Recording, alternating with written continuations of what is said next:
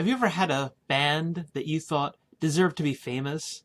Like they're that good, they're that interesting, you enjoy them that much, and other people don't know about them, and you think they should. Well, as a religion professor, there's a religion that I feel the same way about. If you ask people, have you heard of Gnostics, Gnosticism?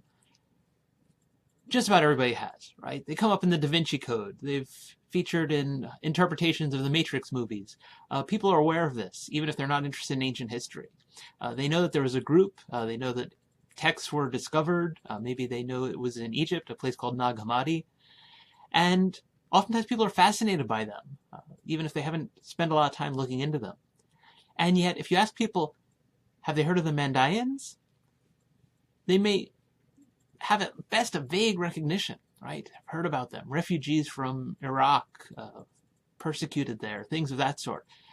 What they often don't know is that the Mandaeans are an actual religious group that survived from ancient times down to the present day, and they are a Gnostic group.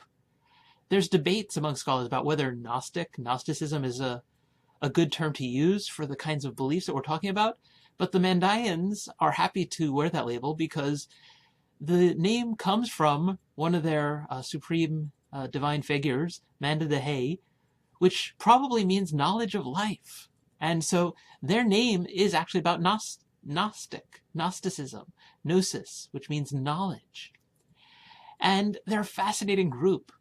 Baptism, immersion in running water, in Aramaic, living water, the same phrase that's used in the Gospels. That's their central ritual.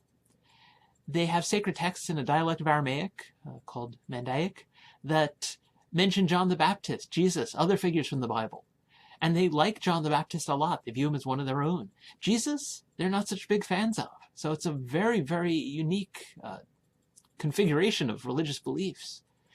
And their sacred texts have only begun to be translated into English in their entirety. Their most sacred texts, anyway. Some of them we've had for quite some time. I was involved in a translation project to translate one of those texts, the Mandaean Book of John.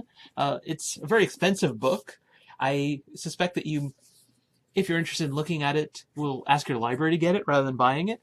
But the translation itself is actually available, open access online. So you can get online, just Google the Mandaean Book of John and find it there. Their most sacred text, known as the Ginza Rabbah, the Great Treasure, still hasn't been translated into English in its entirety.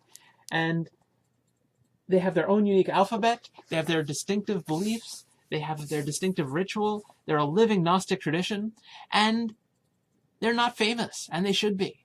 And so, please do me a favor, as a religion professor. Go look them up. Right? It used to be you had to go to the Middle East to see their ritual being performed. Now you can go on YouTube.